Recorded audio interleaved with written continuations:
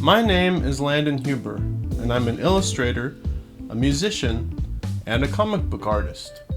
I also do surrealist paintings. And welcome to my 9th art process video. In this video, I will be coloring a pen and ink drawing I created using watercolors and airbrushing techniques. The character I will be coloring was first popularized in American comics in the early 1940s and would go on to become world famous in the years to come. The character I will be coloring is none other than the one, the only, Captain America. Captain America was first created by cartoonists Joe Simon and Jack Kirby. Maybe you've heard of them. His first appearance would be in Captain America Comics #1 in 1941. He was a patriotic super soldier who would fight the Axis powers of World War II and became Timely Comics' most popular selling character during that period. But by 1950, the book was discontinued due to the waning popularity of superheroes in the comic book market. Later, in 1964, Captain America made a comeback when then Marvel Comics, previously known as Timely Comics, revived him. Since that time, he was always in publication, and today is featured in big-budget Marvel Studios films. Today, Captain America is a well-known and highly respected character in both the American public and in the superhero comics community. He's also a lot of fun to draw. But before I begin the coloring process, I first had to draw out the idea in pencil. Here are what the pencils looked like. I thought it would be fun to show Cap entering into a cave, perhaps a secret entrance somewhere to the cave of the Red Skull. Then, after the penciling, I had to ink the piece, which you can see those inks right here.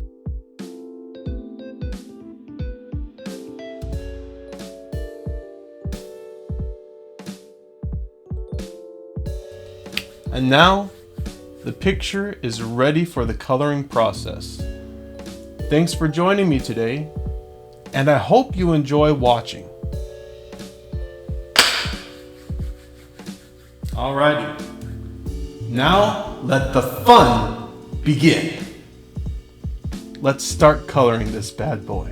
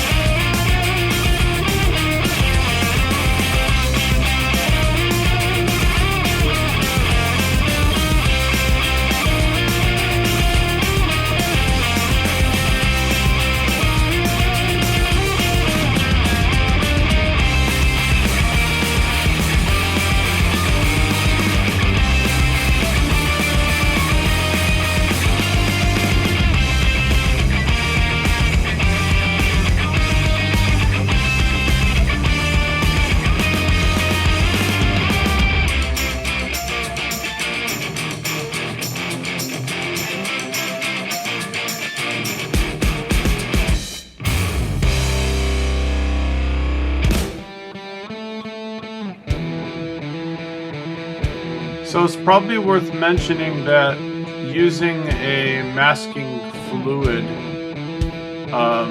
over watercolors is a bit dangerous. You could have it, like say you do a watercolor and then you put masking fluid on top of that. When you go to take that off later, you run the risk of lifting. Some of those watercolors will be activated by the masking fluid. So if you're going to use it, only use it on the black and white parts that have already, just ink and paper.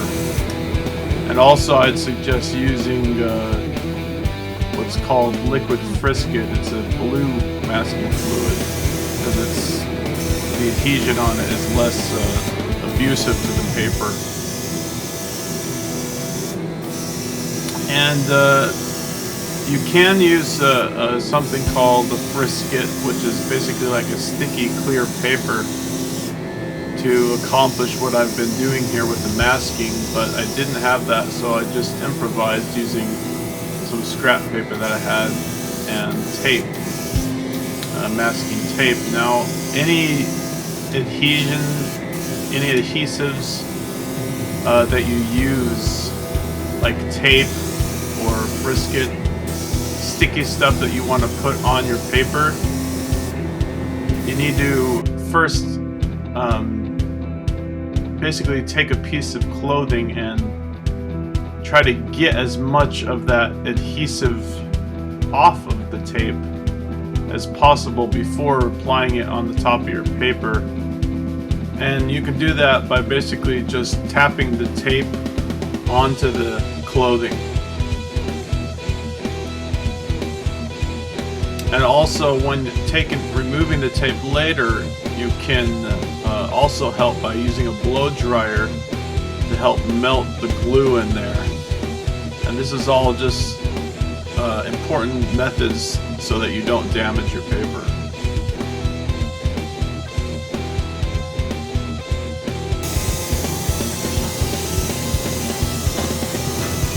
So as you can see now, I'm going in with the yellow.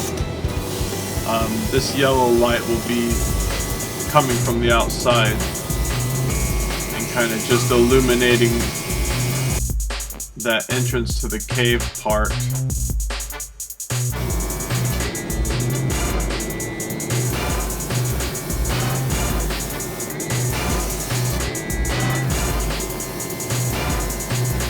And the reason airbrushing is good to use is because it's really, you can't get these kind of soft blends with the same manner just using a brush and watercolors or any other kind of paint. This airbrush will, in a way, almost give you what you can do with using an airbrush in the computer. But as everyone who uses computers to make art, which I do also, but when you do it that way, you don't end up with an original piece of art. And so, like you could just see there, when I removed the tape, I had to be careful, but by blow drying the tape once again, it'll help to minimize the tearing. So now that I've colored the everything that isn't Cap, all the background, I need to mask off the other parts of the drawing so I can airbrush on Cap himself.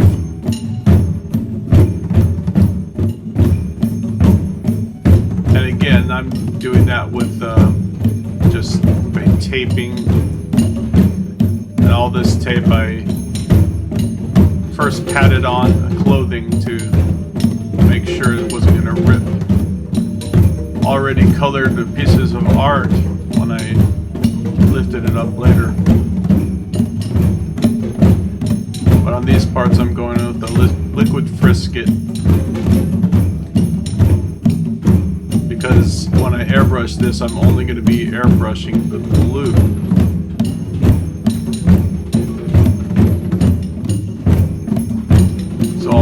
areas, which are skin, his belt or his stripes, or the star, all need to be masked off.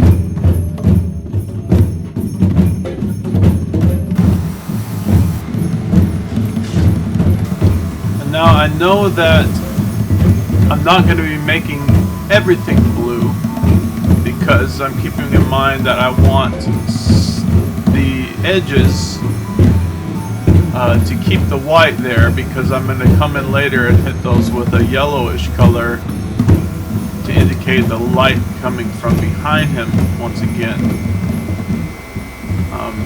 I like doing backlighting because it just creates a mood.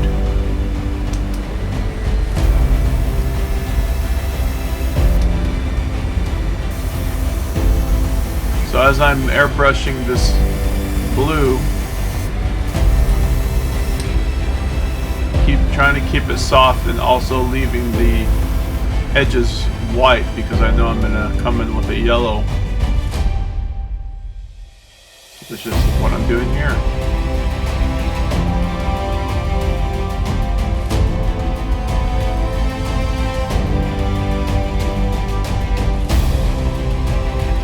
Three main colors are red, yellow, and blue, and everything else is some sort of combination of those three.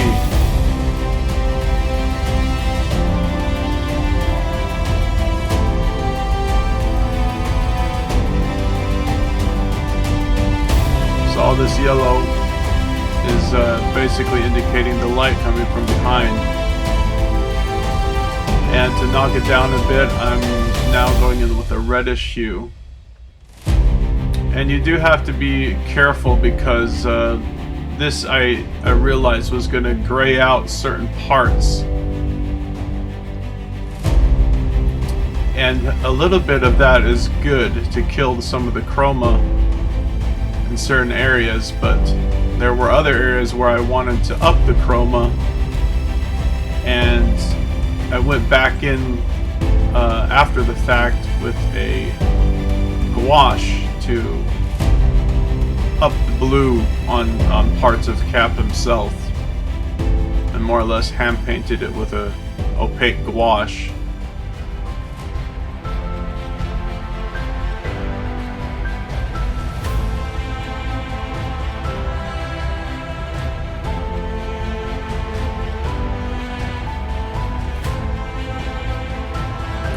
It's always good to be super careful when removing this adhesive from the picture.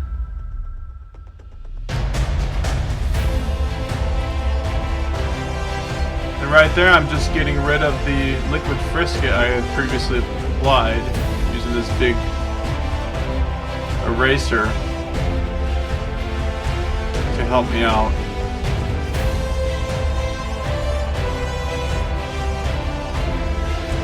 And after removing the masking fluid, I'm just going in there and cleaning up a little bit. At this point, I decide the only other part I'm going to use the airbrush on is going to be the interior of the shield. And the rest of this, oh, you can see there, some of the paper ripped up a little bit from that tape, because I probably didn't tap it on my shirt first.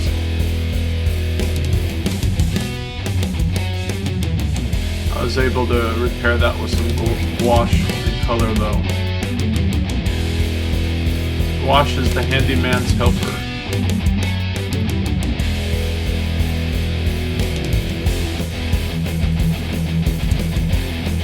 Now let's get to painting.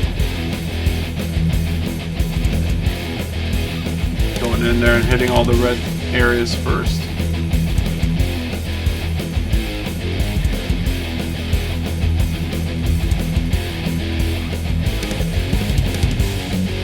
Most of the watercolor used is all Hydrus liquid watercolors, Dr. Martin's. In this piece, even the airbrush, that's what I'm dropping into the airbrush, is actually watercolors. I don't know if that's a method that is commonly used or if I invented it, but it seems to be working out pretty good so far.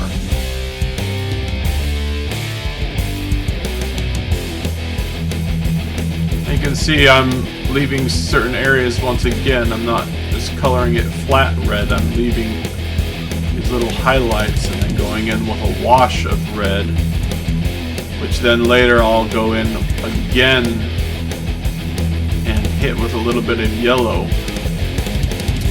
And when you combine the washes together, it will, if you plan it out right, it will create the correct color that you're going for. When a yellow light hits a red fabric. So you also have to keep in mind, like, the strength of the colors. And again, I'm not copying a photographer, and I'm not saying it's a bad idea to copy photographs. You can learn a lot, but by creating out of your head like this, you end up with something that's just a little bit different, you know.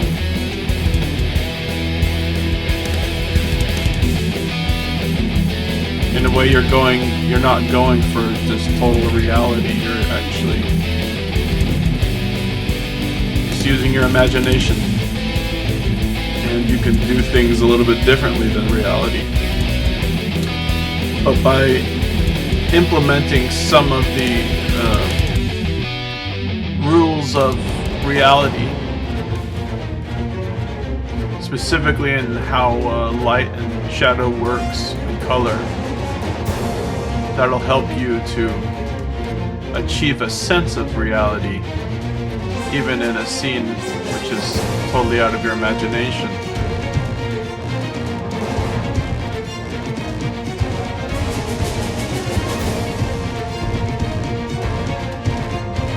Now I'm just going in and hitting highlights in very specific areas.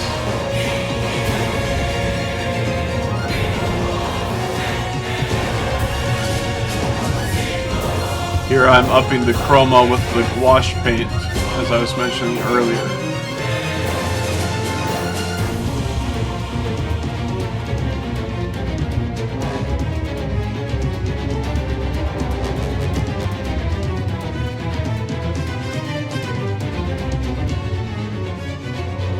You definitely want some parts of the picture to have a higher saturation and more light, while other parts have a less saturation and less light.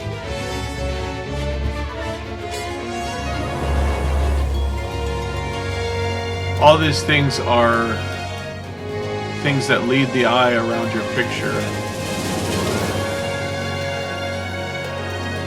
Detail is a thing that is very intentional and methodically placed in specific areas of the picture. If you haphazardly add detail to places where there shouldn't be, your picture is going to look overly messy and busy. So you got to be careful.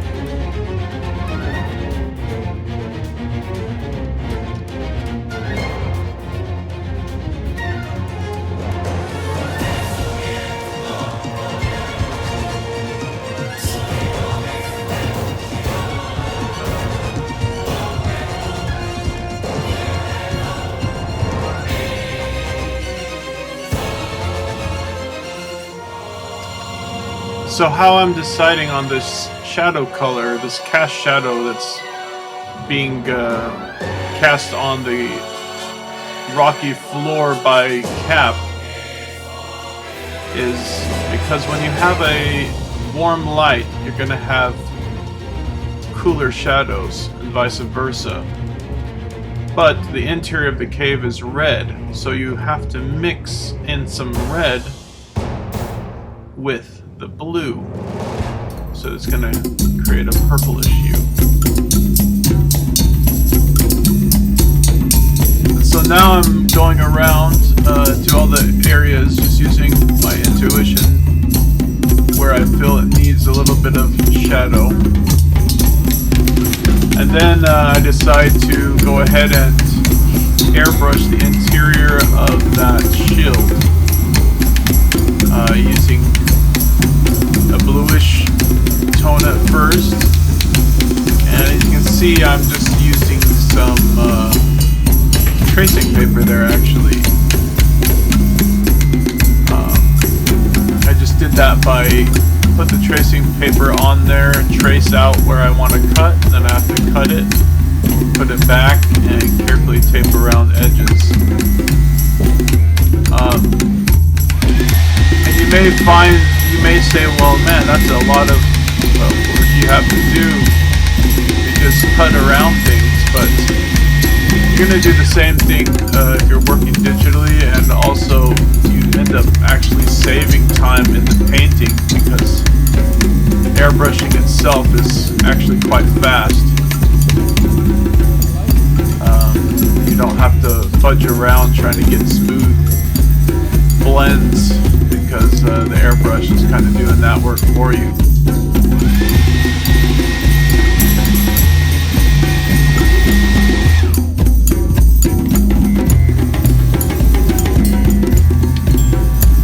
Now I'm going in freestyle and just punching up a few areas with the airbrush, just very lightly. The picture is really getting close to being finished at this point.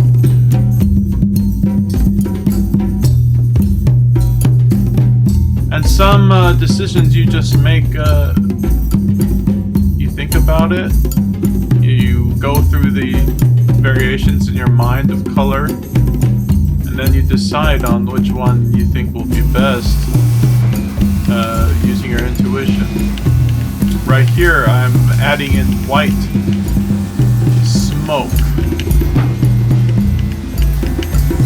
Give the entire picture a bit of atmosphere, which actually really helps. You have to have a bit of courage to do this because you know you're going to be airbrushing over all this previous work you've already done, but you just got to do it.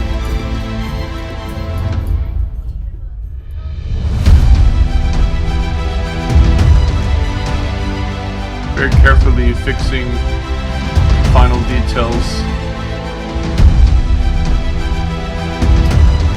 And now as you come to the final stages of your painting, it is better to spend the time looking and thinking rather than haphazardly painting.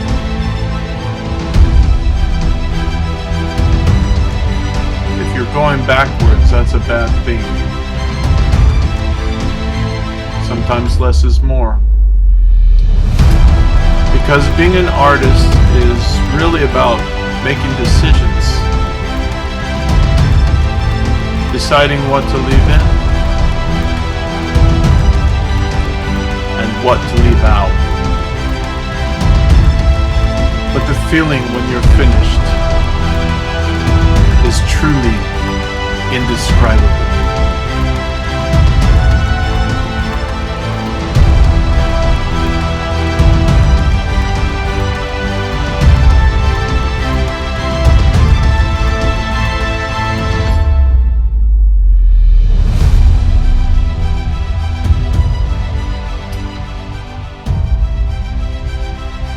Feel like a champion.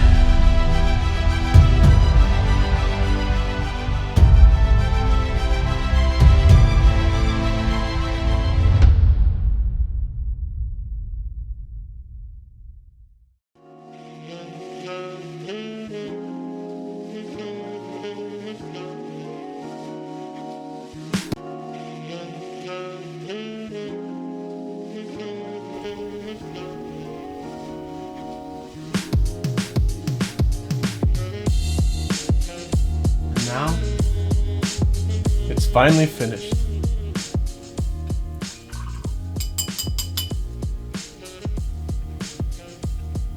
think it turned out pretty good.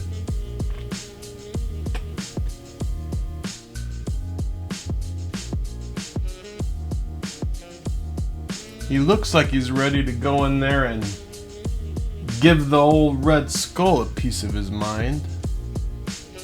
Somebody needs to set that guy straight. And who better than the old Cap himself? Alright, let's put him in the finish pile.